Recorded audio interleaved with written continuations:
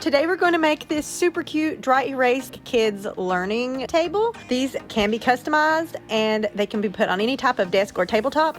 So let's just get into it. I'm going to start off with this little TV tray. I got this at Walmart, pretty cheap. You can find these online also.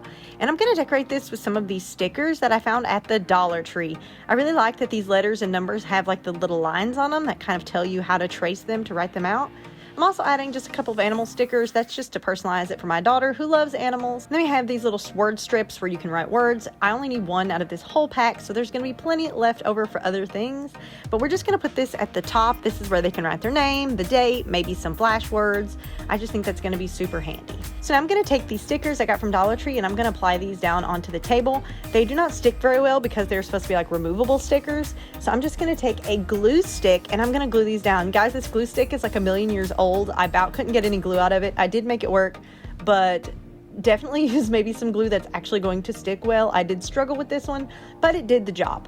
So I'm just placing down my letters. You can place these in any location you want. I did try to evenly space them out because I wanted to put some other cute learning things on here as well. I kind of was winging it with where I was going to put things as I went, but it all worked out.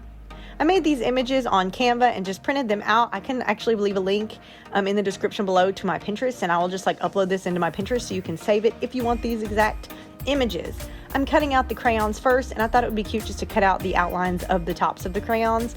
And so that's just what I'm doing here with a little pair of scissors.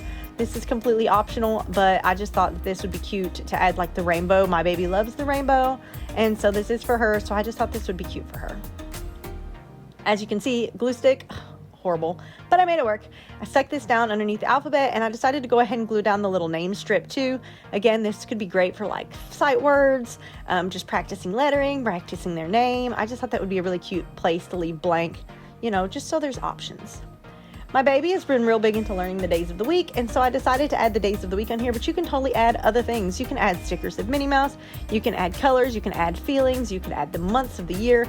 You can customize this with whatever learning tools you think will be most beneficial for your baby. I just thought the days of the week would be really good for mine. So next I decided to add some numbers in, again with the little traceable letters. My baby basically is good with knowing her letters and numbers, but we are still working on her writing them out, which is why I wanted to add these on so we can practice her handwriting. And I just love the little lines on them, like that help guide them. So now just to personalize it for my baby with something a little special, I decided to add animals.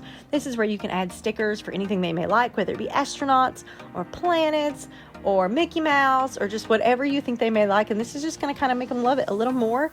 The animals may have been my baby's favorite part of this whole thing. I just added them randomly all over until I felt like it was pretty much covered and looked fun enough for her. So now I'm going to add clear laminate over top. This is basically clear contact paper. It's super cheap. I got this whole huge roll at Walmart for a very affordable price. I only used one little tiny piece. And because the top of this is curved, I decided to lay it out on it and kind of just fold it down so I can see the curve and cut along that curve so it fits perfectly. I didn't want any overhanging pieces that might peel off. Now that I have that cut perfectly to size to fit over this, I'm going to place it down. I cut like one little strip off of the end so I could just press down 1 inch of the contact paper first, make sure that it was lined up perfectly where it needed to go, and then I used a card to press this down.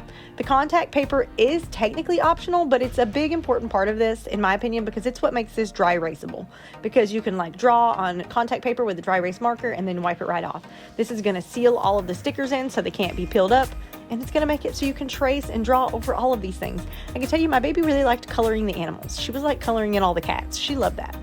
Once you place your contact paper, it's dry erasable. Look, you can write your name, you can write the date, you can circle what day of the week it is. I just thought this was super cute. My baby's starting kindergarten this year. I just thought having a place where she could sit and work on her letters or do her homework or color, it was just a good little thing for her to have. It was super affordable and it's customizable. You can add literally anything you want to this. I think it turned out so cute, you guys. I have another craft video coming up soon of some more kid-related DIYs.